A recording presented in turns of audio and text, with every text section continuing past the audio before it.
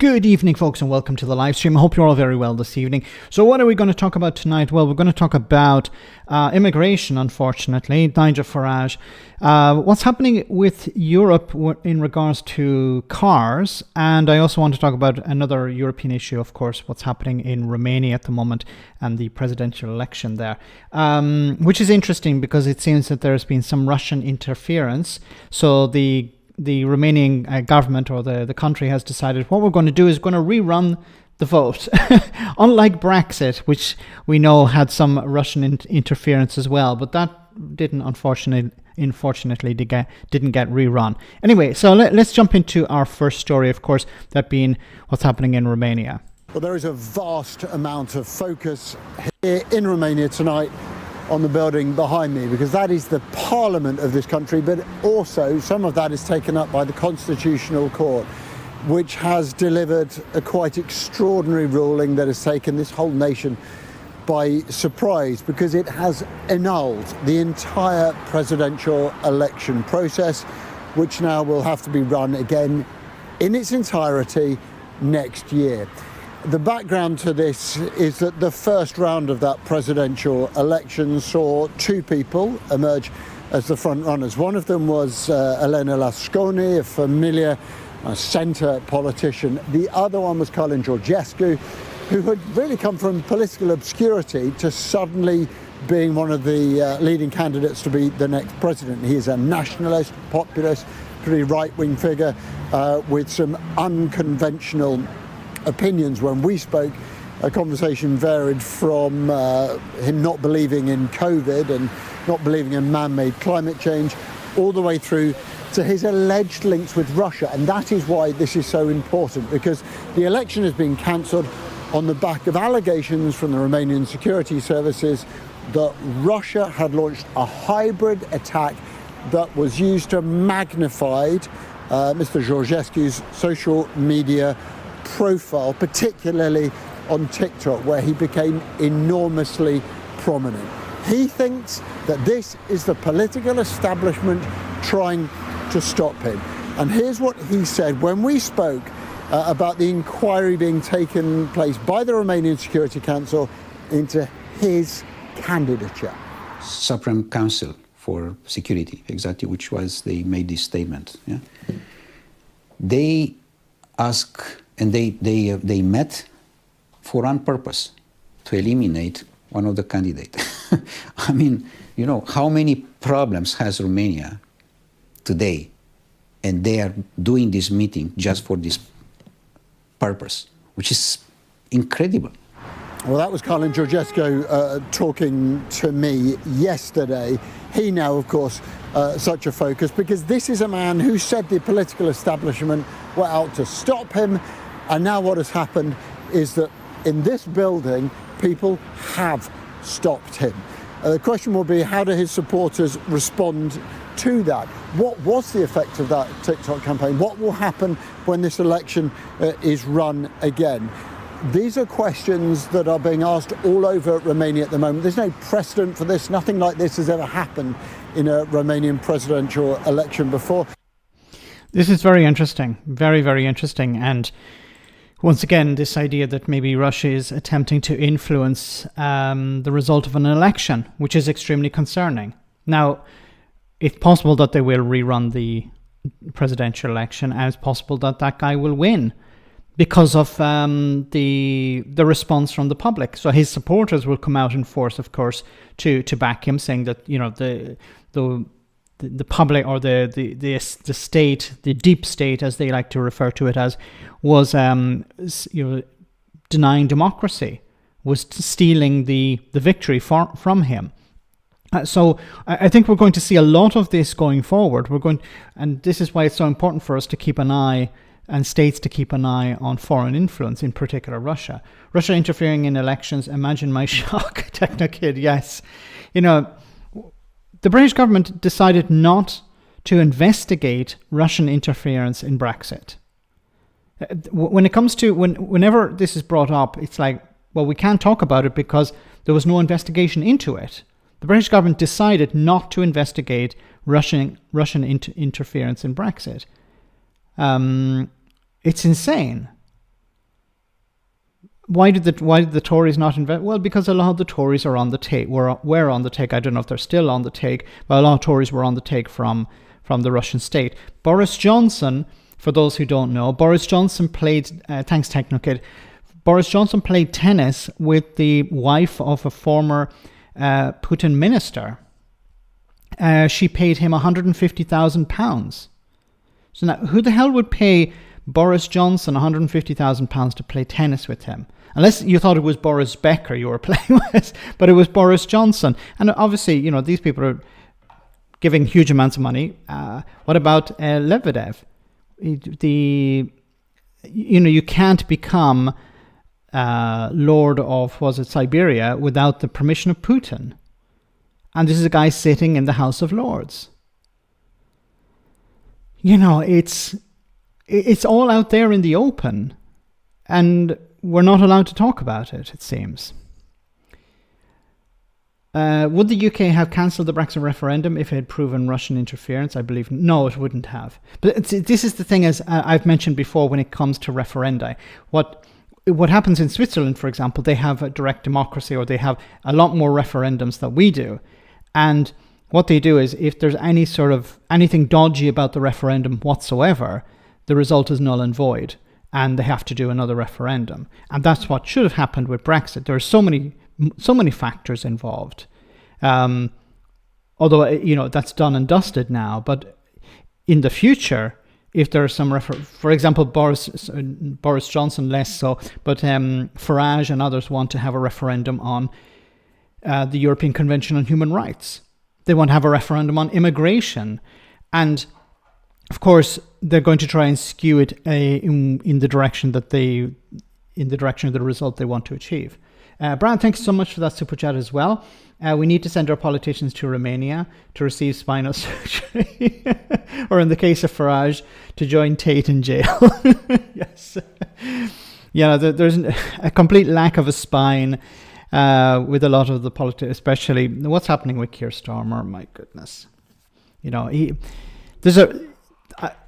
I'm starting to fear that what's going to happen is he's going to be so lackluster, he's going to be so weak when it comes to standing up to politicians like Nigel Farage, or calling out Brexit, or just pushing back on issues like immigration. I think he's going to be so weak that he's going to just hand victory to the Conservatives, or to Reform, or to both of them. I know it's still a long way out, and the reset has just taken place, but he really needs to pull his socks up. He really needs to get things moving. Otherwise, he'll be rolling the red carpet out for Farage.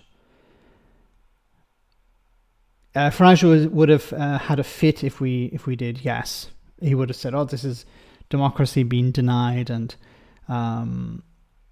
but obviously there were issues regarding the referendum. We all know that. Anyway, guys, sticking with Reform and Nigel Farage for a moment, I really have to cover this. I'm sorry. Thanks, Brad, for that super chat. So this was at question time last night, where Farage... this is the problem with Farage. This is how good he is at speaking. Have a listen to this. A bold strategy or a cry for forgiveness? So I sat and watched and listened to Keir Starmer's speech, and I was very pleased with myself.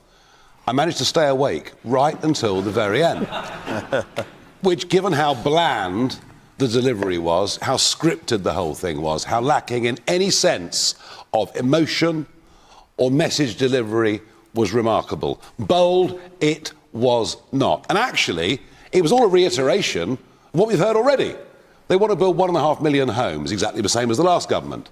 They're on a mad rush to net zero energy production, as was the last government, which, of course, will make us poorer and not richer as a country. Okay, well, obviously that's not true, but notice the language here. He's saying, the Tories and the Tories and Labour are exactly the same.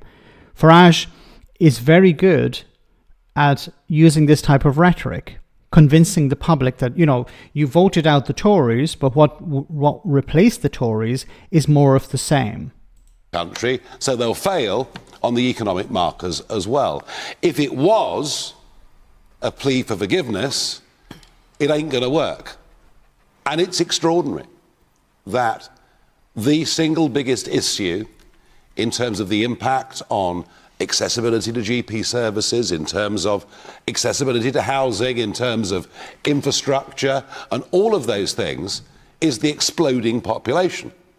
And the exploding population is because Alistair Campbell's lot opened the door, and then Kevin's lot accelerated it in a way that had never been seen in the history of these islands. And see, this is his ability to tap into issues like immigration. So using issues like immigration to tap into, there's a shortage of GPs. People look around and say, yeah, I can't get a GP appointment.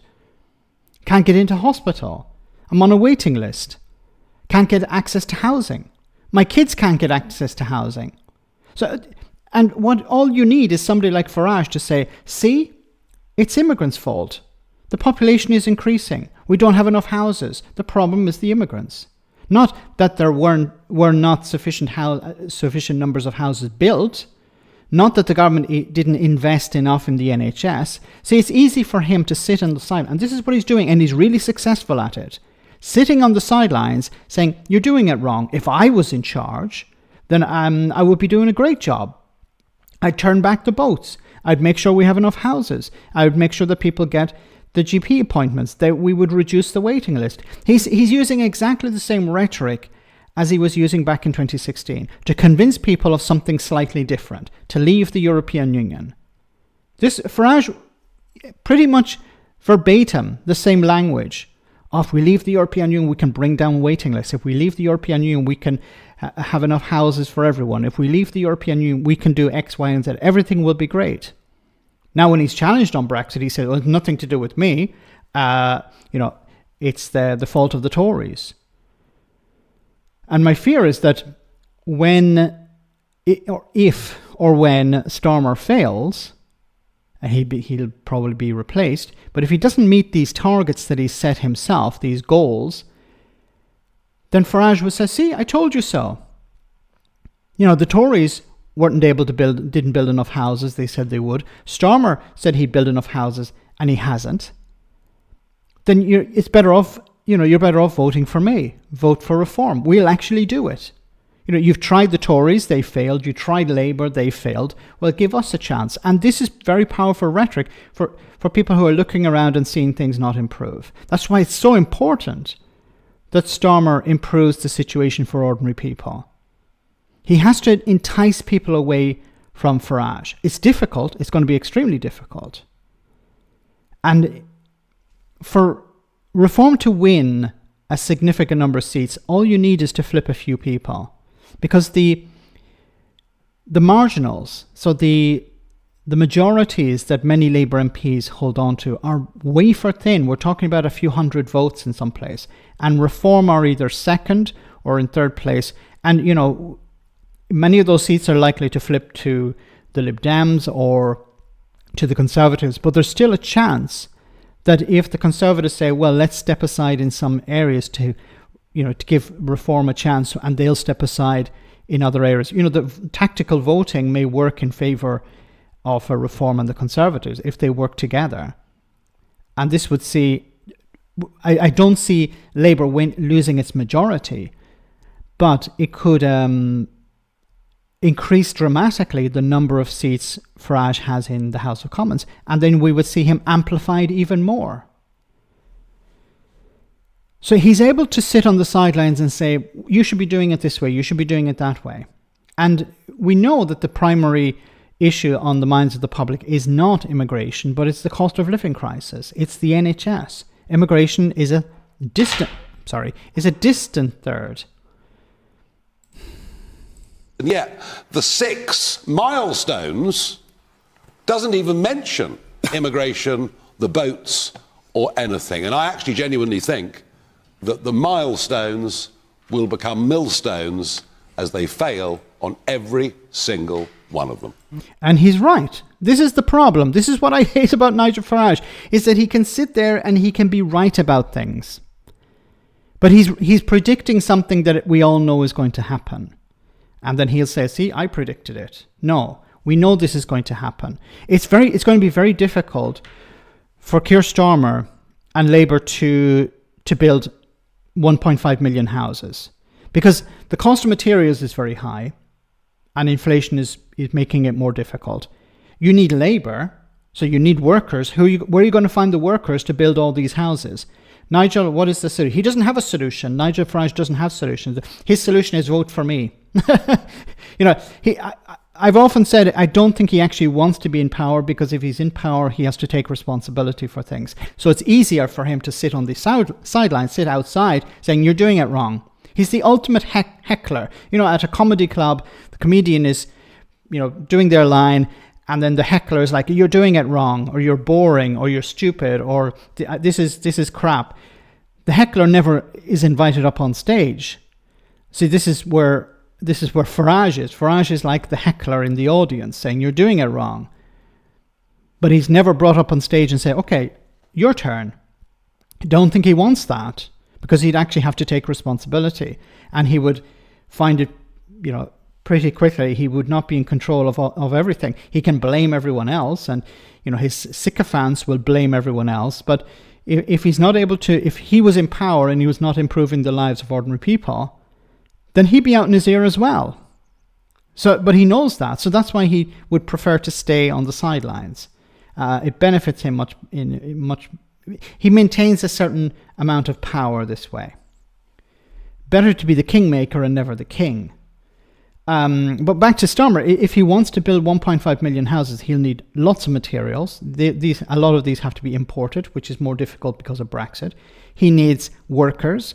Well, you need to change the rules on immigration if you want to bring in workers, but then you're going to be attacked by people like Farage and the Conservatives if you do that. You'd be accused of driving down wages and increasing immigration. And then there is the issue of where do you build these houses? Do you create new towns and cities? So, Brad, thanks so much for that super chat. Diarrhea has more substance than Farage.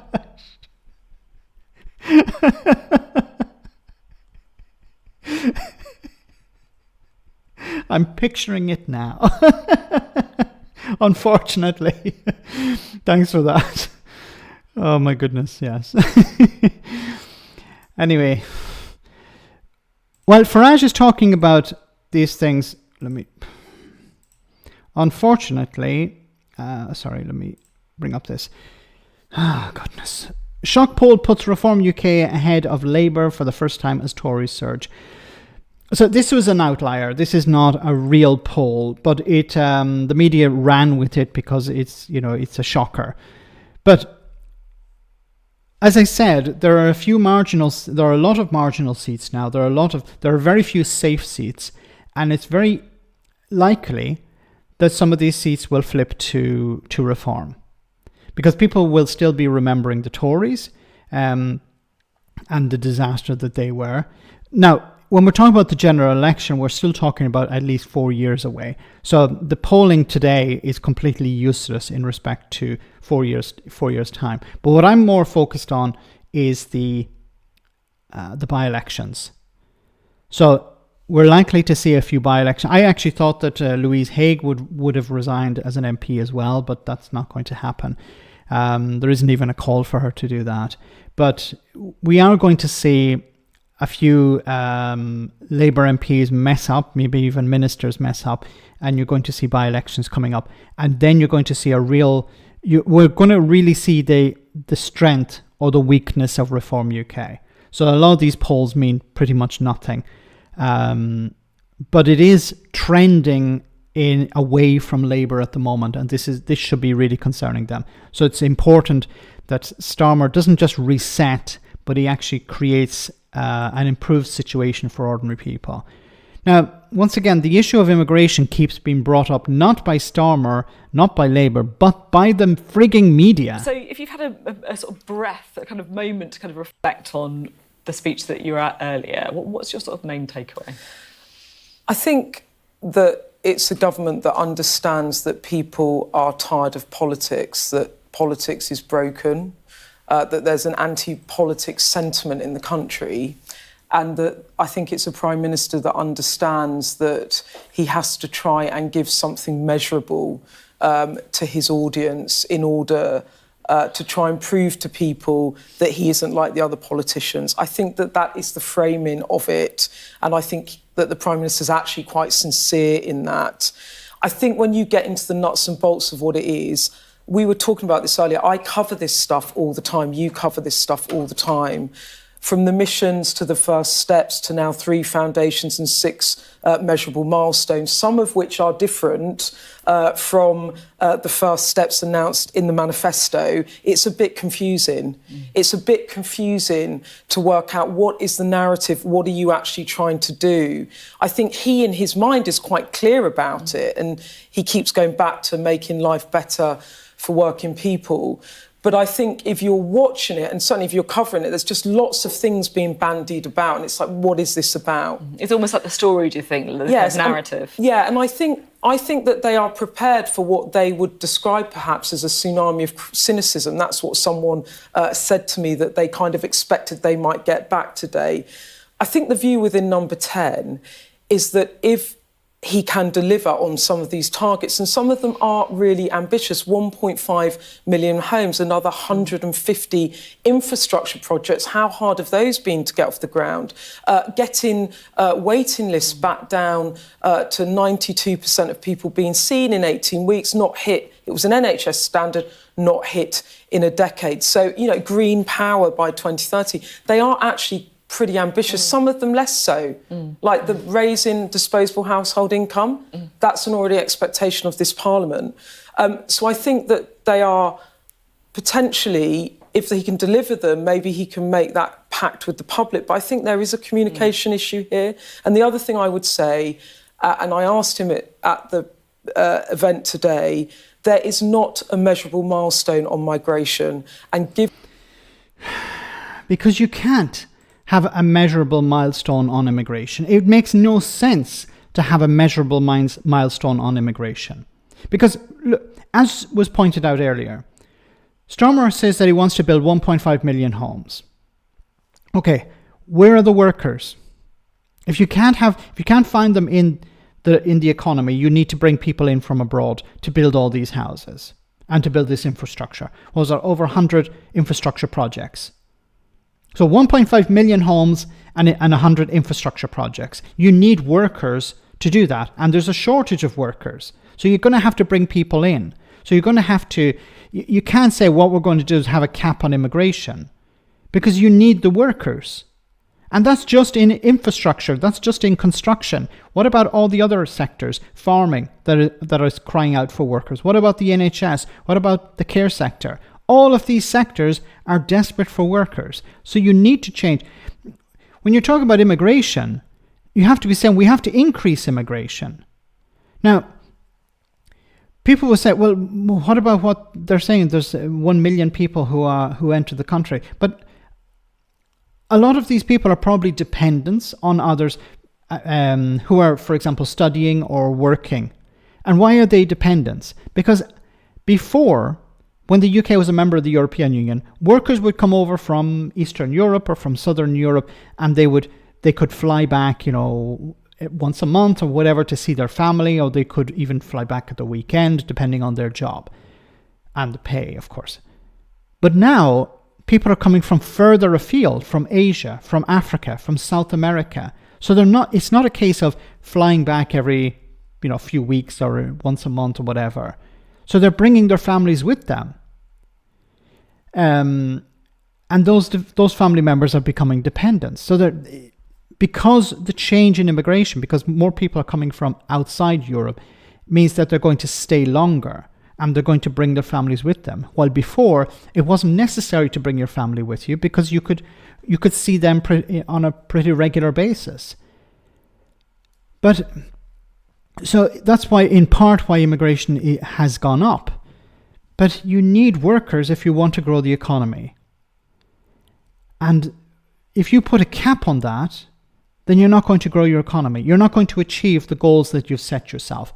1.5 million homes or 100 infrastructure projects or bringing down the NHS waiting list. Like, AI and technology will not bring down the NHS waiting list to a sufficient level that you can just get people back into work.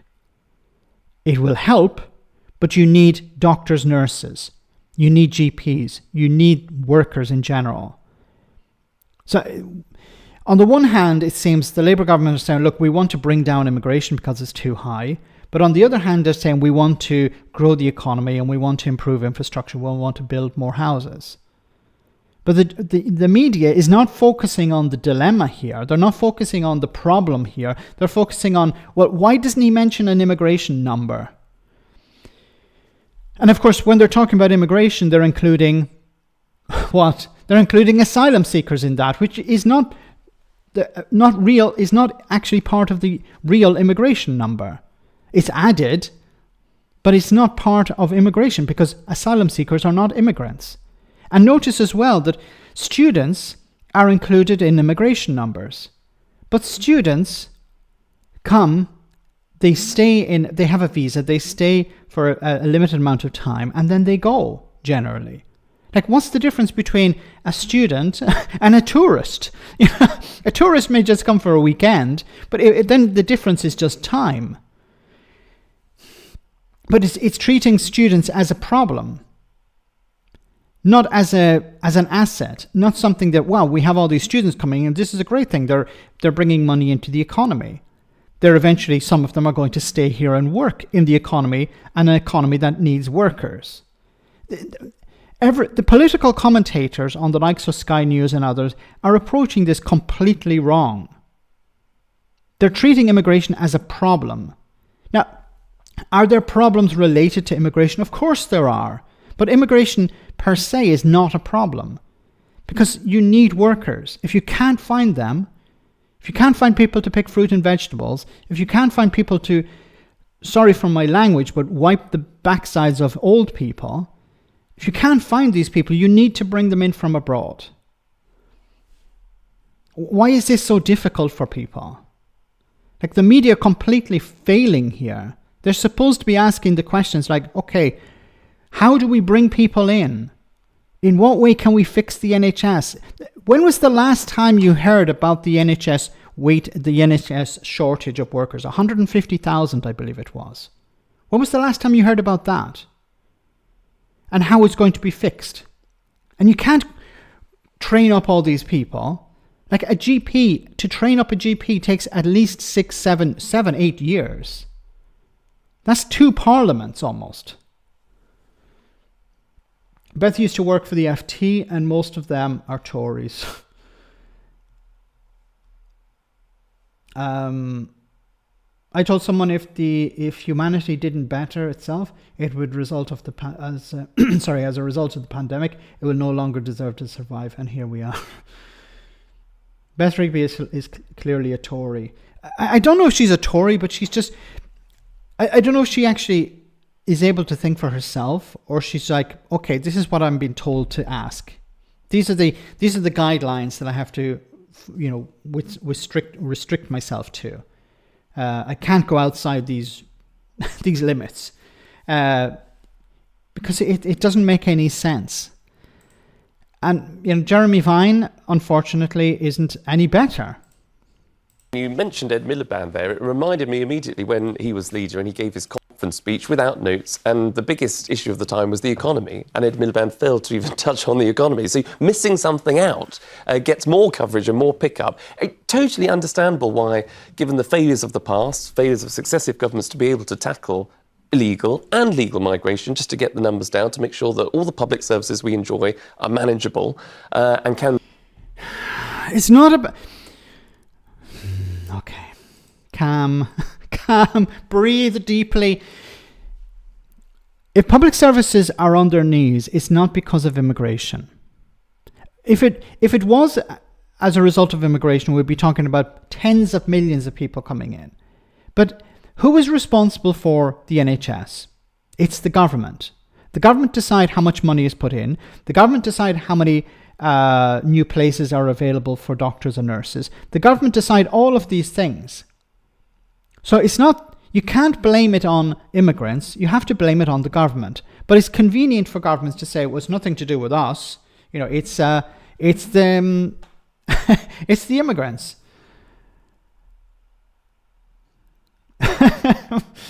Deep breath. Max puts on the Vader mask. But it's... Would you consider doing some videos on Italian politics? The problem with it, I did some before, but they didn't really get much traction. So, but generally, if it's something big happening, like an election, or if somebody has resigned, then I will cover it. But the day-to-day stuff, I don't think people here would be all that interested in Italian politics. There are pros and cons to both. Who's your favorite journalist? Who would be... I don't know, actually. I'm trying to think of somebody who'd be a good journalist that we can...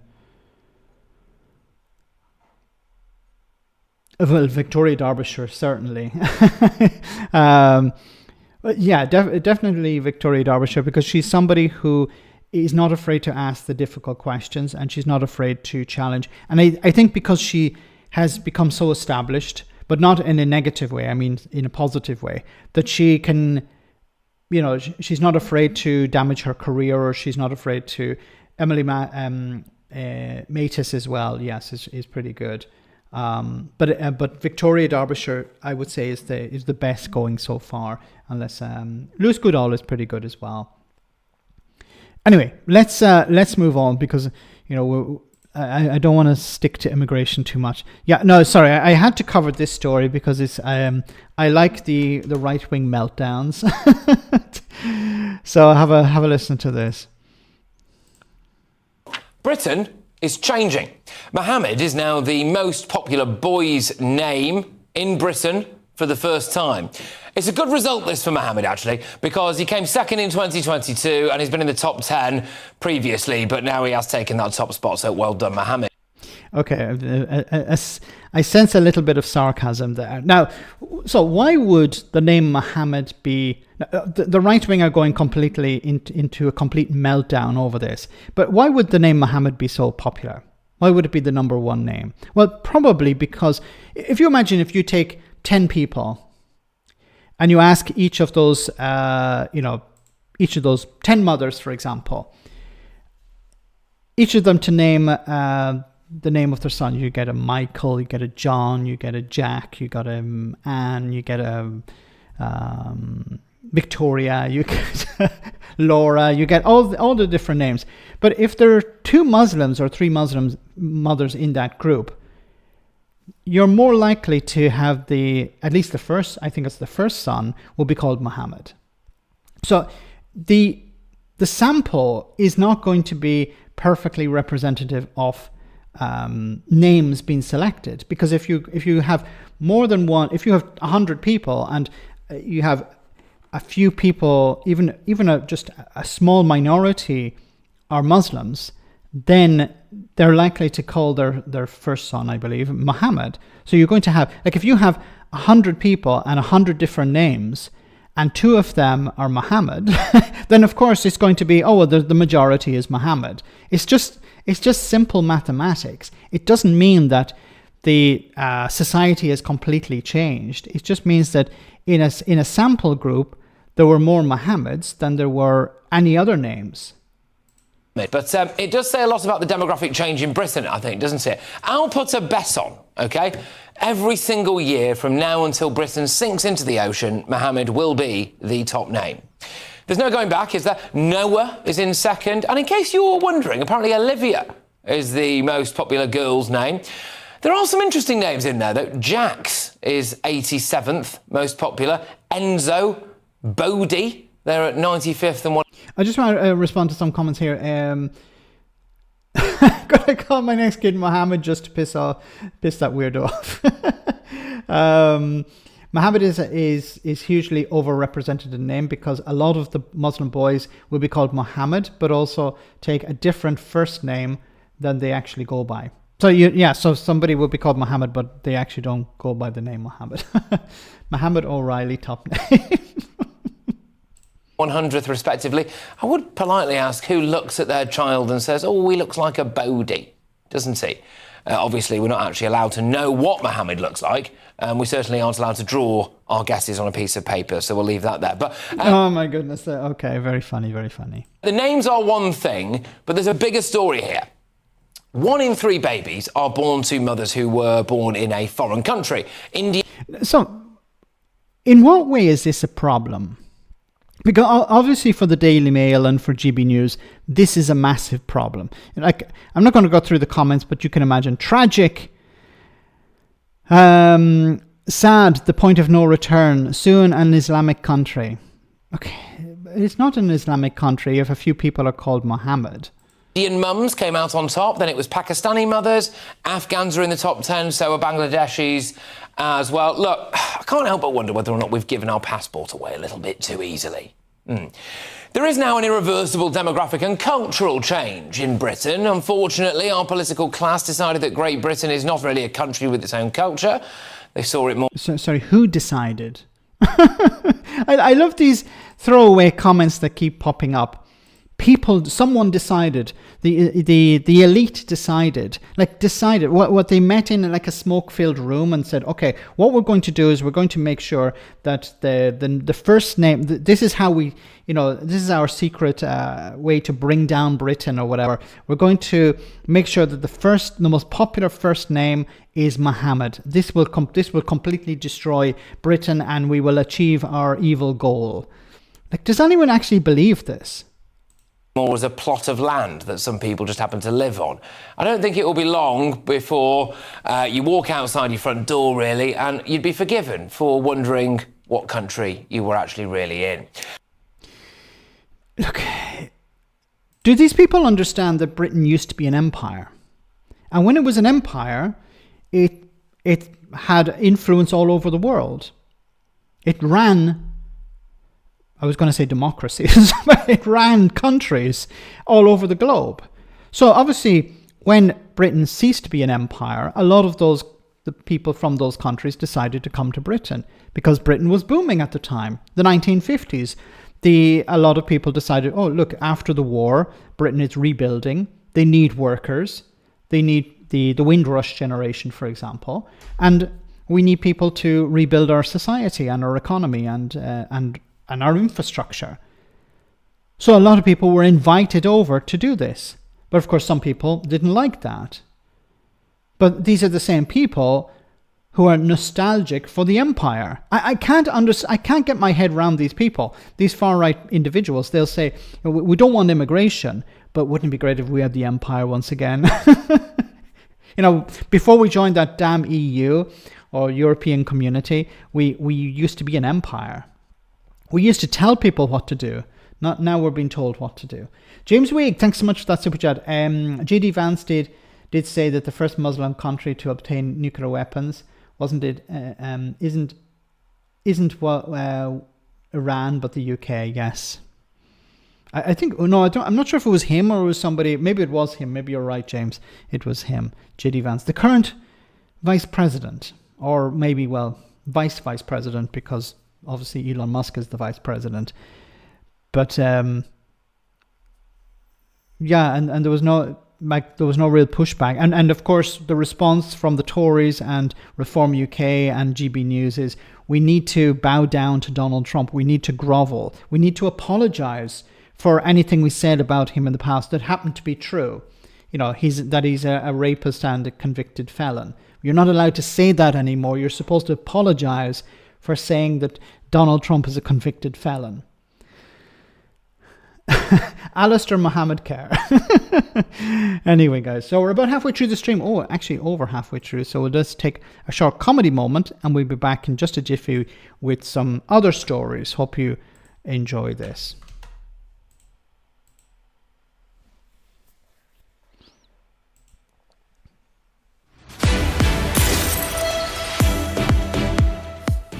Welcome to Broken News. BBC management has offered to provide unlimited ammunition to their opponents in a landmark deal struck today. The corporation's leadership team says the only way to keep critics quiet is to continue giving hilariously open goals to mouth-breathing Daily Mail readers that hate the BBC for reasons they can't put into a coherent sentence. Our reporter has more. In a surprise move, bosses at the left or right-wing broadcaster say they will do everything they can to bolster the aims of the Defund the BBC campaign. The Director General, Tim Davie, who's now mishandled more scandals than the Catholic Church, says he remains the right man for the job because of his ability to keep the organisation mired in controversy. Other senior management figures have reiterated their determination to fuck it all up, despite being in charge of one of the few British institutions we can all be proud of, and the last bastion that separates us from batshit American-style cable news. In a statement, the corporation's leadership team says creativity is at the heart of everything we do, as is shooting ourselves repeatedly in the foot and treating our employees really, really badly. Back to you. What a lovely story. That's all from Broken News. You're up to date. You're up to date. Okay, Starmer accused of using Trumpian language to describe civil servants. PM strikes a £500 million train deal. So what's this about? If this will move down.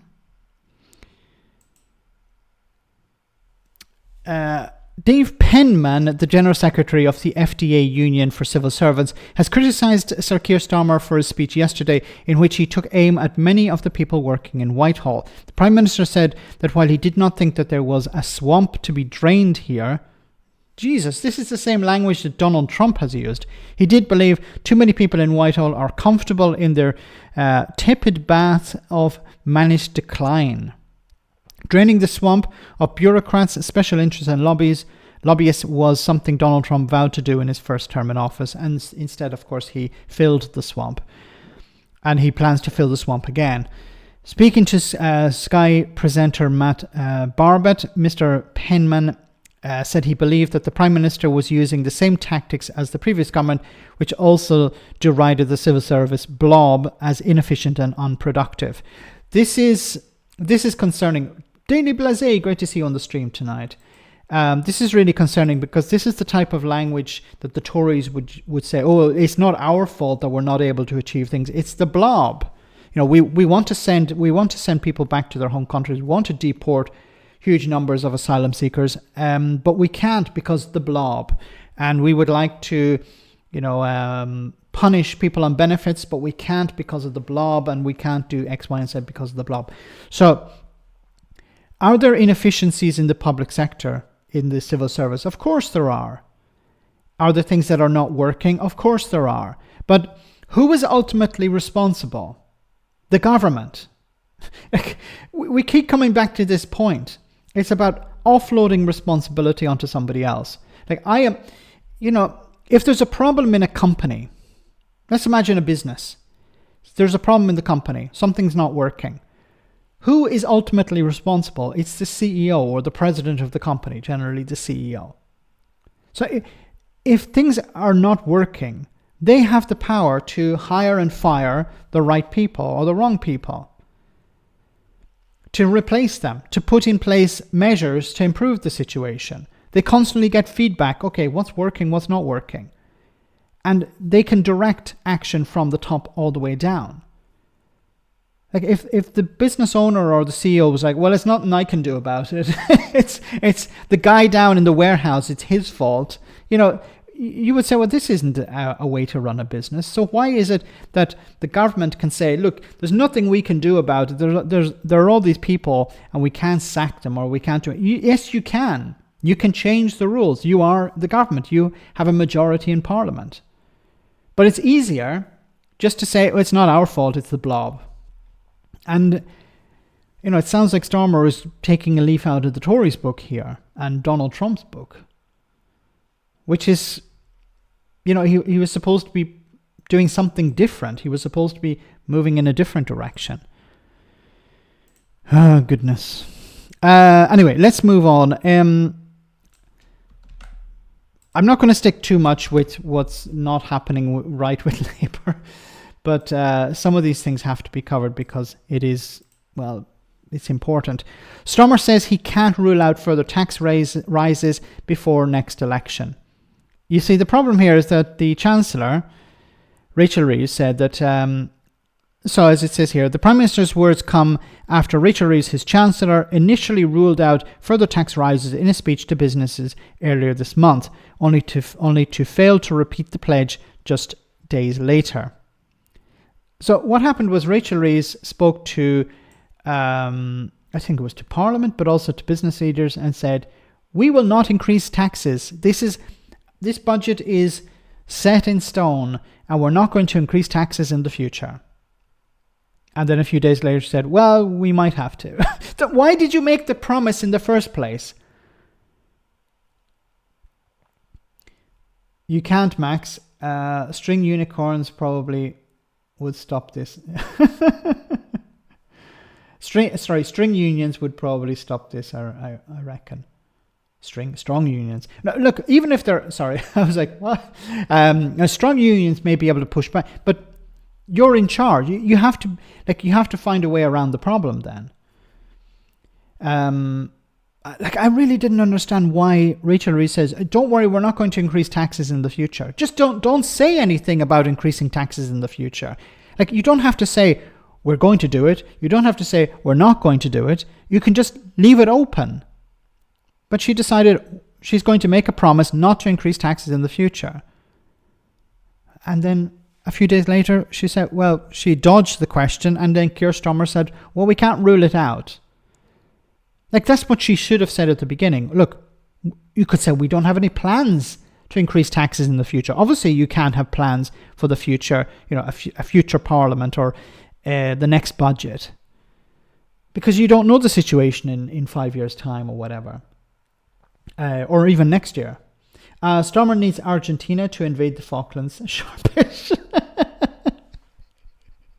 Yes. He needs something dramatic. And I think that's what it would take to turn his fortune, because he's becoming less and less popular all the time.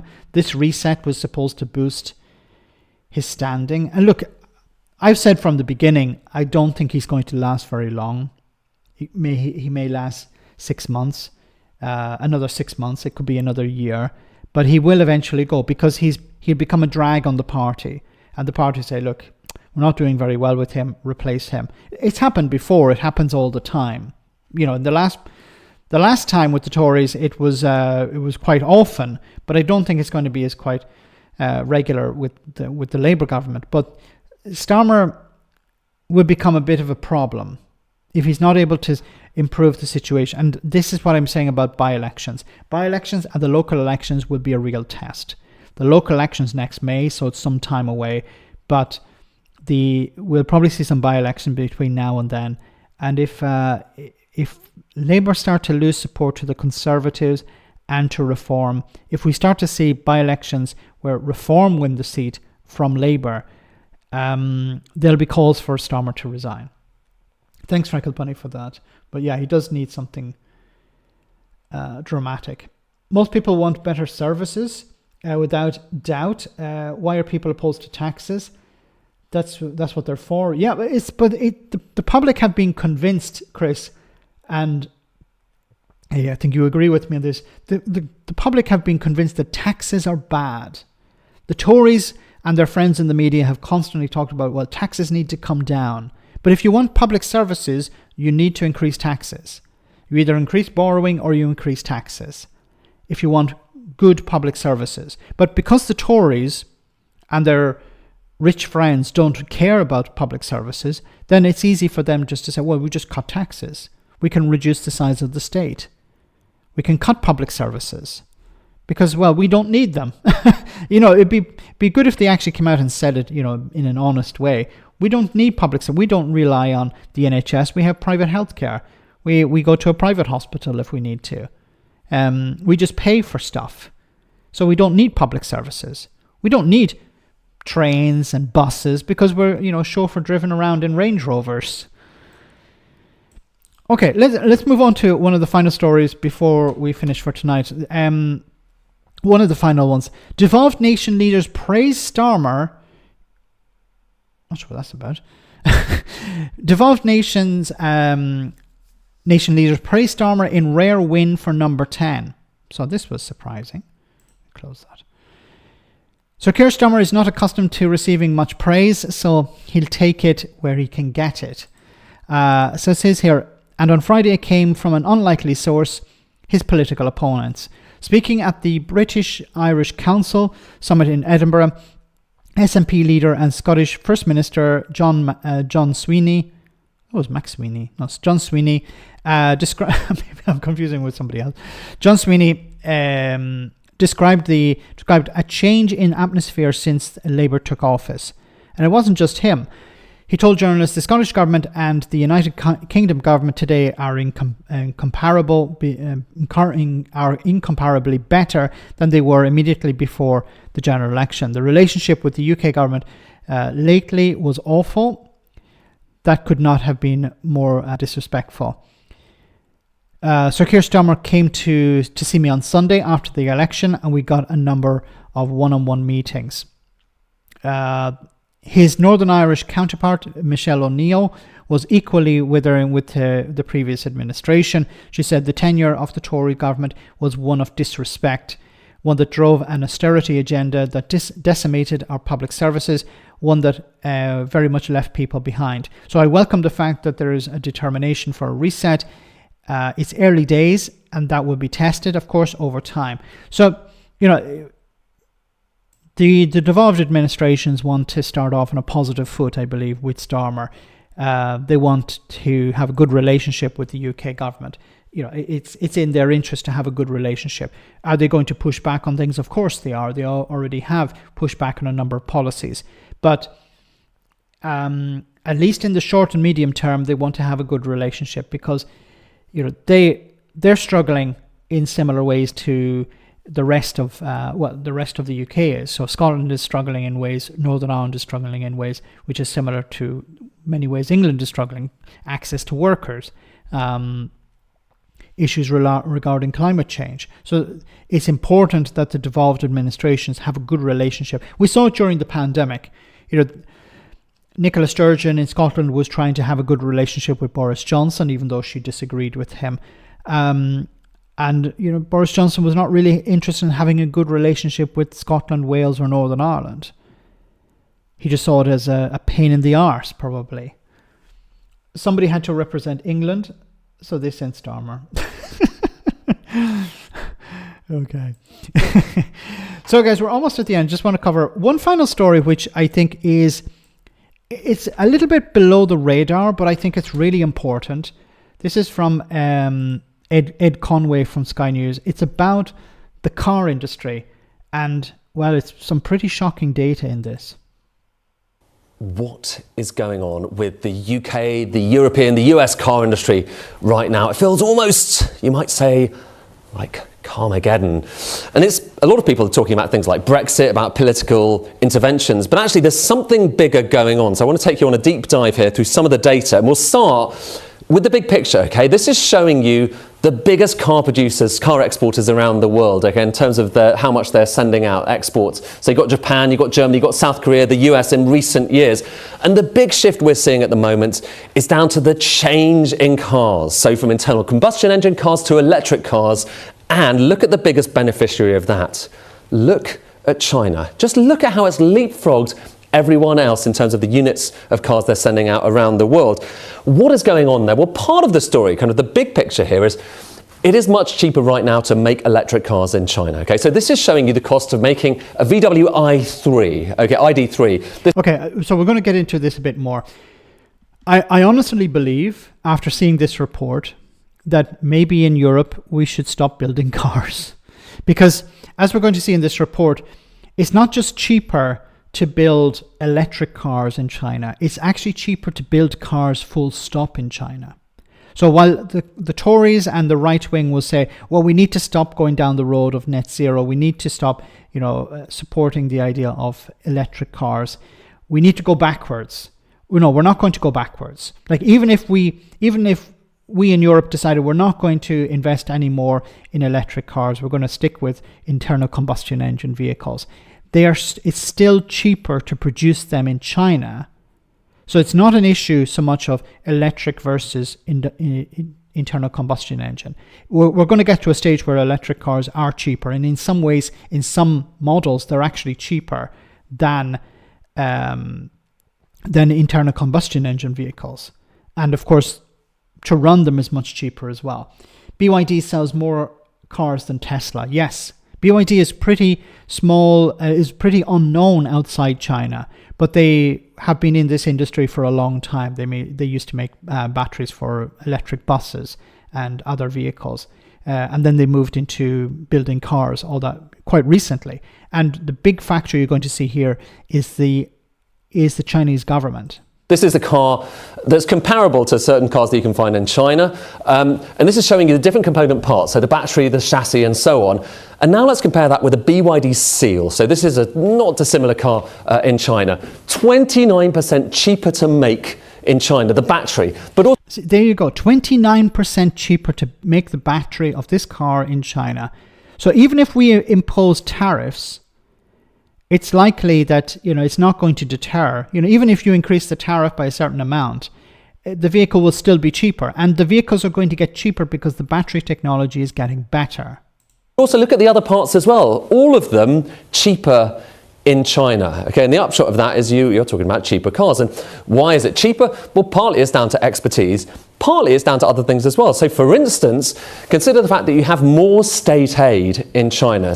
And there we have it. Okay, look at the amount of state aid from India, from the Indian industry receives. Look at other countries, OECD, China, way ahead, 35%. So this is a massive problem that we have in Europe, in the US, and in the UK. We have an industry that is still somewhat stuck in the past because it's using manufacturing models that are based on internal combustion engines. So switching away from that is difficult and expensive. And we don't have the same levels of state aid that the Chinese government has. Someone has said that there are no private companies in China. The state has some influence in pretty much all of them, mainly the big ones. So subsidies, visible and invisible. Certainly there are subsidies that go to UK and EU producers as well. But the Chinese subsidies, and this is across the sector, it's not looking at a specific company, across the sector are significantly higher, up to 9 times more state aid than you find in the OECD, which is the developed world. So you've got state aid, the government helping out. You've also got tariffs in China as well, by the way.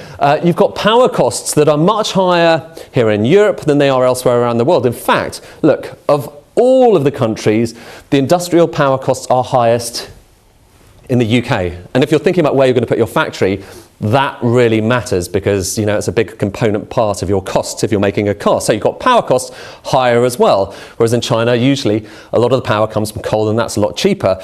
Now, he mentioned here a lot of it comes from coal.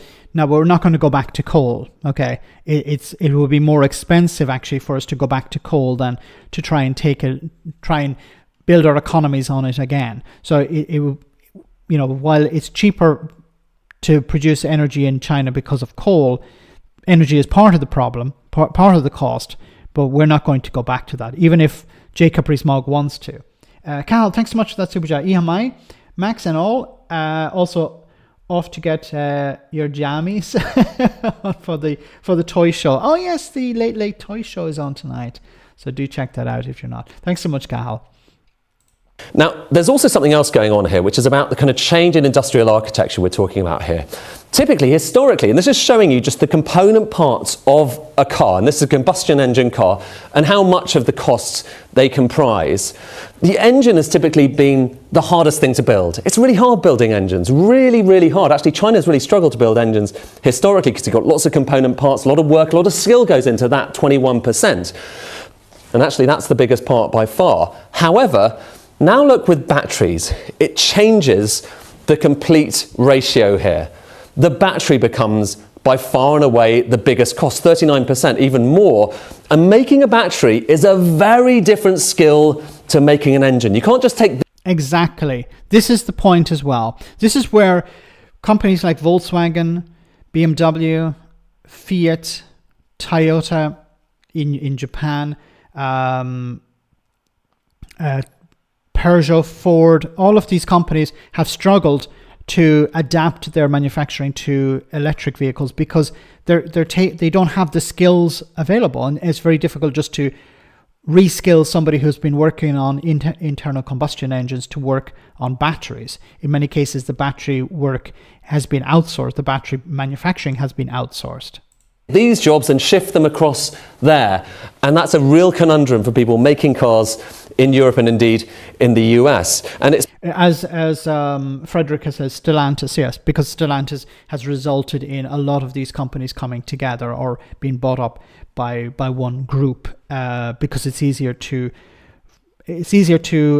reduce the costs of manufacturing if you're all working together. It's part of the explanation for why right now China is dominant when it comes to making electric cars. 65% of the global market is Chinese. But what's interesting is when you look beneath that, look into the supply chain, look at how many people are making batteries. It's 82% of the market for batteries is China. Look deeper, look at the components that go inside the batteries.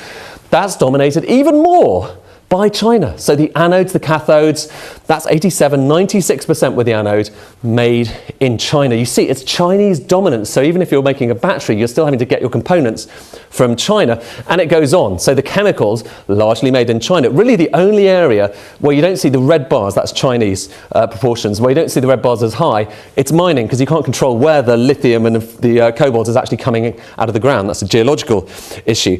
There's one other thing that's just worth focusing on, which is it partly about the chemistries? Is it partly about the types of batteries that Europeans chose? Now, a while ago, the EU, and to some extent parts of Asia outside of China, decided they were going to specialise in really high energy density batteries.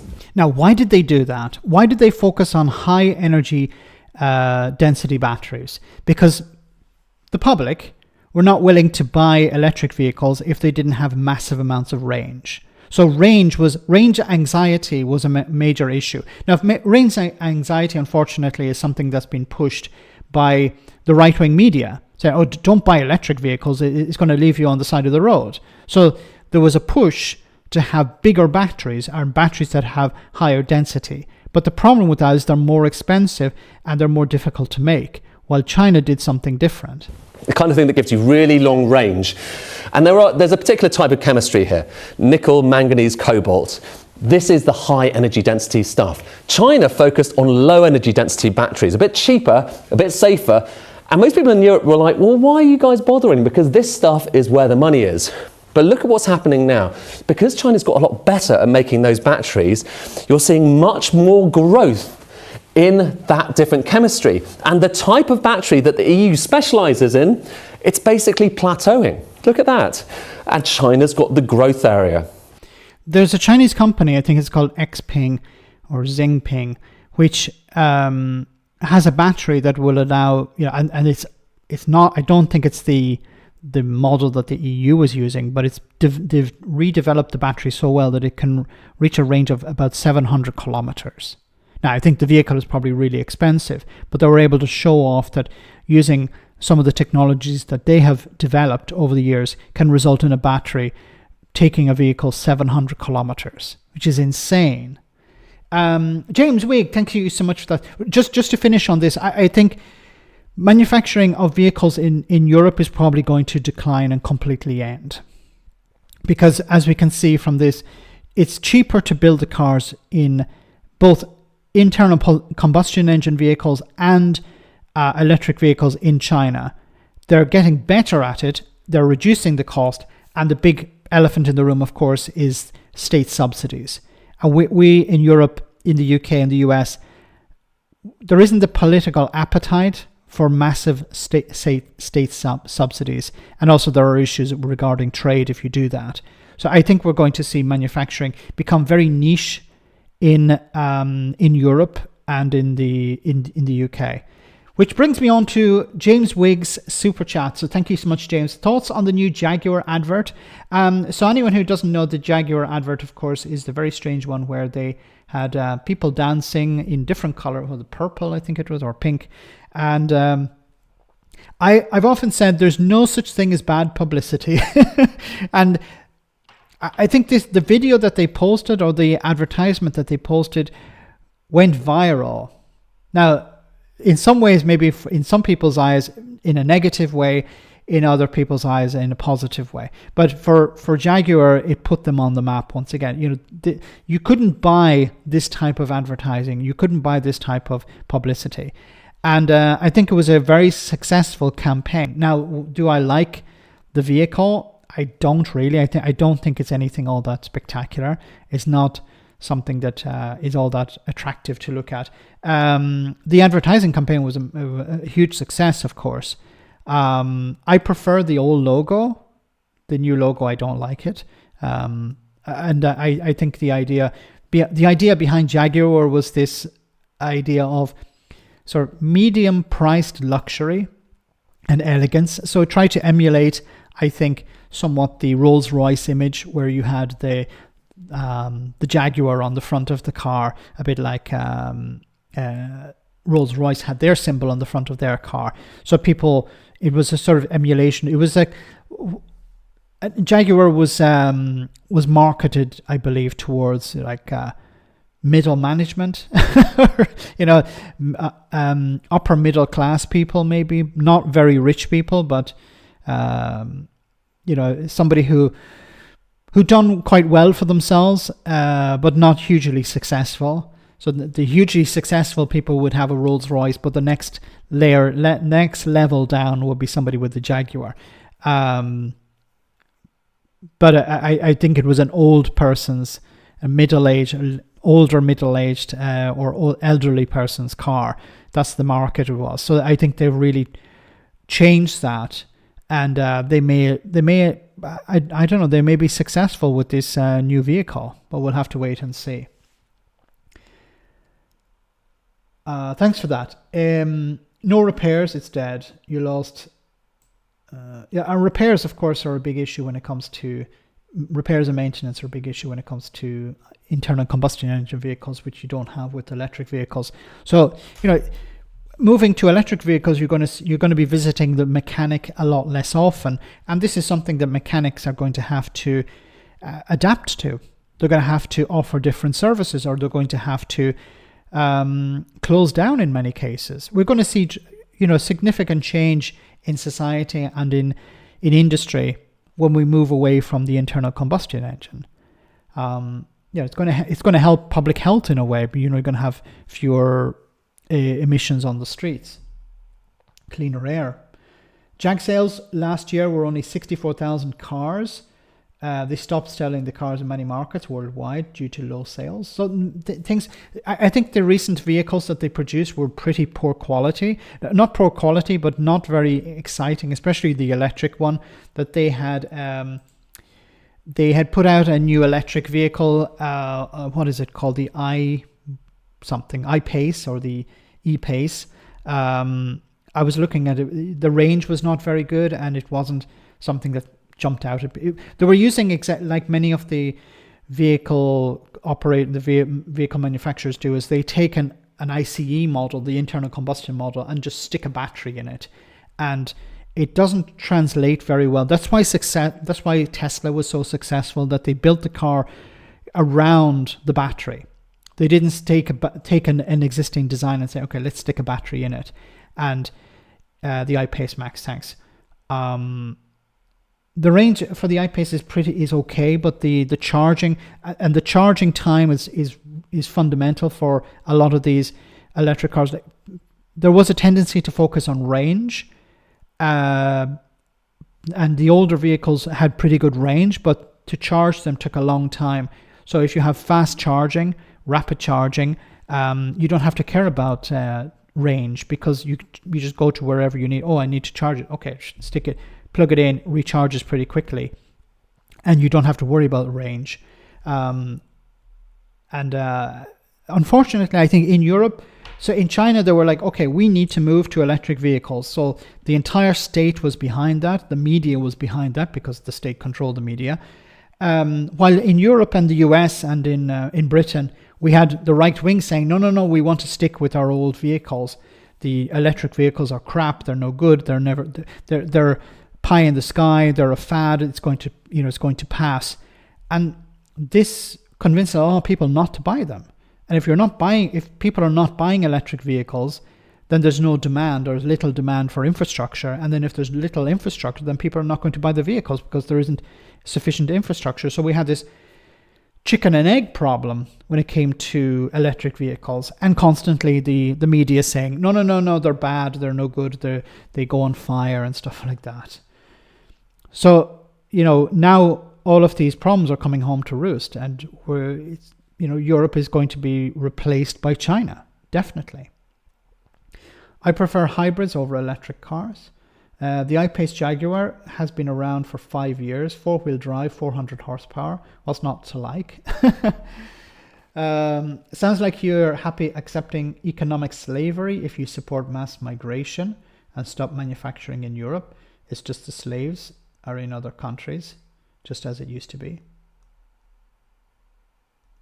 I'm happy. I'm not saying I'm happy. I'm saying that's the reality. Like, it's not that we have control over a lot of these. Like, if China is investing hugely in electric vehicles and the state is behind that investment, how are we supposed to compete with that? Because if they're able to, we're seeing very similar, a parallel to the 1980s, where companies like British Leyland went out of business basically because they weren't able to keep up with the quality and the price of Japanese vehicles. Nissan and Toyota were able to bring in their vehicles back in the 1980s, and they were sold for a lower price. They didn't look very well. They were not as cool as the European cars, but they were much more reliable. And, people switched over to those.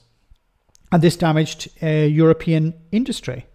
But European industry eventually adapted to that and competed. But it's going to be very difficult if we want to compete with China. Because as we saw in this report from Sky News, they're able to produce them cheaper. They're able to produce high quality vehicles. It's not like they're all crap. They're high quality vehicles. And,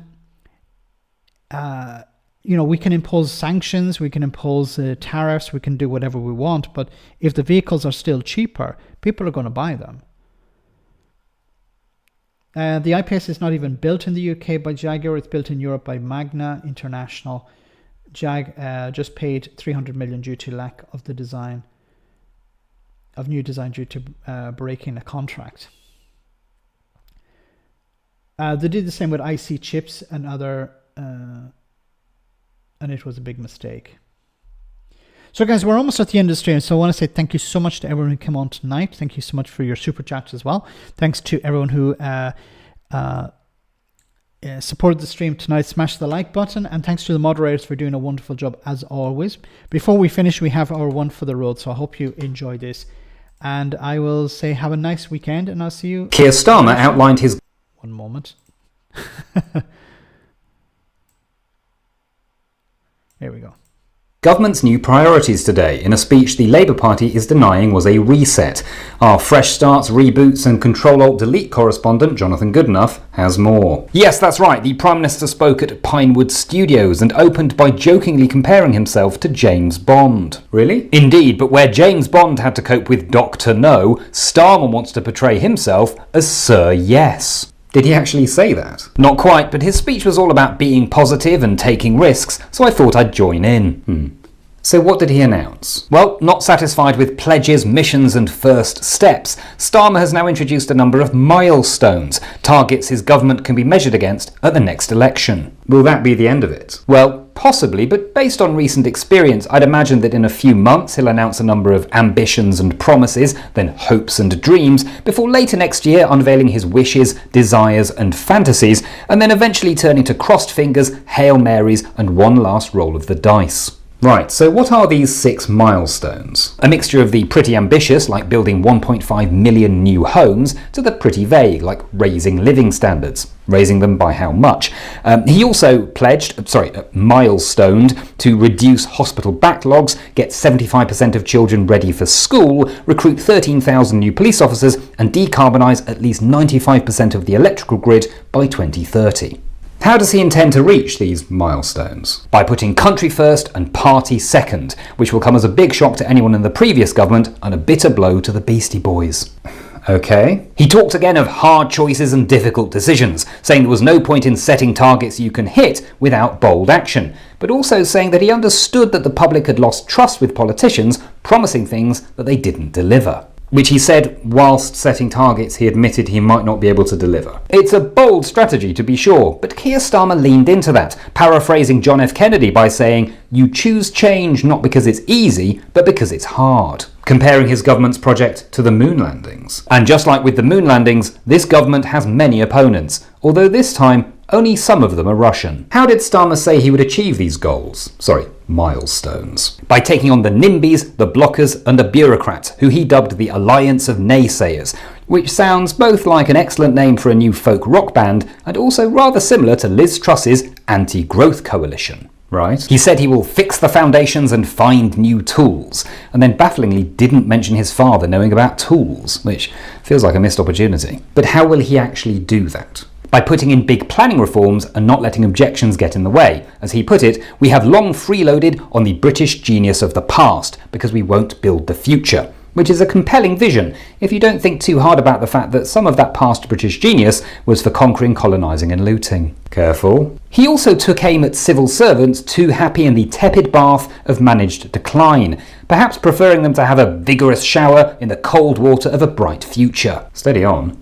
Did he mention immigration? He did, saying that whilst a strong border wasn't technically a milestone, it was a foundation stone, along with a strong economy and strong national security. So in total, he has 9 stones, or about 57 kilograms. Jonathan. The Prime Minister said that he would reduce immigration, both legal and illegal, because that is what working people want. Very much buying into the current consensus that all talk of immigration is negative, and perhaps missing the fact that some of those working people are themselves migrants. Did he mention Europe? No, for the Prime Minister, Europe is a bit like MasterChef. You can admit you were a fan in the past, but it's best not to talk about it now. Turning to one of the milestones in detail, does he think that increasing police numbers will reduce crime? Well, the link between police numbers and crime rates isn't necessarily clear, but it has been shown to be effective if you increase the quantity of officers in known criminal hotspots. What, like rundown inner city estates? I was more thinking the City of London and the Palace of Westminster. Thank you, Jonathan. Next up, as the South Korean president is investigated for insurrection, we ask, does that mean that in 4 years' time he'll definitely be president again? Or is that only possible in the land of the free? So guys, have a great weekend. I'll see you on Tuesday, same bad time, same bad channel. As always, stay safe, take care, and good night.